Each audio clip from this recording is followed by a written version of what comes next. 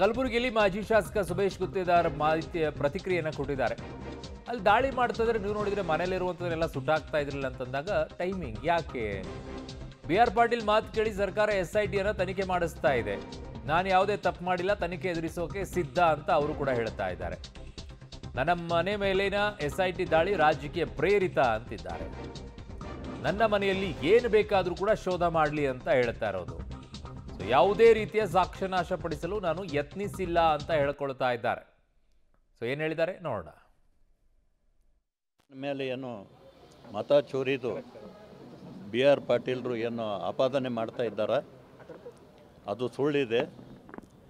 ಇವತ್ತು ಇಲ್ಲಿ ಗುಲ್ಬರ್ಗ ಮನೆ ಒಂದು ರೇಡ್ ಮಾಡಿದ್ರು SITದವರು, ಅಲ್ಲಿ ಏನೂ ಸಿಗಲಿಲ್ಲ. ನಮ್ಮ ಆಳಂದಕ್ಕೂ ಕೂಡ ಇವತ್ತು ಬಂದು ರೇಡ್ ಮಾಡಿದ್ದಾರೆ. ಇವತ್ತು ಅದು ಸುಟ್ಟು ಹಾಕಿದ್ದಾರೆ ತಂದು ಒಂದು ಆಪಾದನೆ ಕೂಡ ಇವತ್ತು ಮಾಡ್ತಾ ಇದ್ದಾರೆ.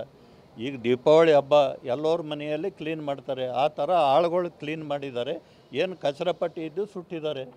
ನಂಬಲ್ಲಿ ಏನು ಮತ ಚೋರಿದಿಲ್ಲ, ಏನೂ ಇಲ್ಲ. ನಂಬಲ್ಲಿ ನಾವು ಮಾಡೇ ಇಲ್ಲ. ಅದು ಏನು ಸಂಬಂಧ ಏನಿಲ್ಲ, ನಾವು ಮಾಡೇ ಇಲ್ಲ. ಆದರೆ ಬಿ.ಆರ್. ಪಾಟೀಲ್ ಹೇಳಿದ್ದಾರೆ, ಅದಕ್ಕೆ SIT ಇದು ಅಪ್ರೂವ್ ಮಾಡಿದ್ದಾರೆ. SITದವ್ರು ಬಂದು ಮಾಡ್ತಾ ಇದ್ದಾರೆ. ಇಲ್ಲಿ ಗುಲ್ಬರ್ಗದಲ್ಲಿ ಮಾಡಿದ್ರು ಏನೂ ಸಿಕ್ಕಿಲ್ಲ, ನಮ್ಮ ಆಳಂದಲ್ಲೂ ಏನೂ ಸಿಕ್ಕಿಲ್ಲ. ಒಂದು ವೋಟರ್ ಲಿಸ್ಟ್ ಸಿಕ್ಕದು. ವೋಟರ್ ಲಿಸ್ಟ್ ನಂಬಲ್ಲಿ ನಾವು ರಾಜಕೀಯದವರು ಇದ್ದೇವೆ, ಇದ್ದೇ ಇರ್ತದೆ ವೋಟರ್ ಲಿಸ್ಟ್. ಇವತ್ತು ಇದೆಲ್ಲ ಒಂದು ಷಡ್ಯಂತ್ರ ತದ್ಕಿಸಿ ನಾನು ಹೇಳ್ತೀನಿ. ಈಗ ಮಿನಿಸ್ಟರ್ ಯಾರ್ಯಾರು ಷಡ್ಯಂತ್ರ ಮಾಡಿದ್ದಾರೆ ಏನೋ ಗೊತ್ತಿಲ್ಲ. ಈಗ ಕೇಂದ್ರದಿಂದ IT ದಾಳಿಯನ್ನು ಮಾಡಿದಾಗ ಅದು ಷಡ್ಯಂತ್ರ ಅಂತ ಕರೀತಾರೆ. ED ದಾಳಿನೂ ಷಡ್ಯಂತ್ರ ಅಂತಾರೆ. ಏನೇ ಆದರೂ ಷಡ್ಯಂತ್ರನೇ, ಏನು ಮಾಡೋಕ್ಕಾಗಲ್ಲ.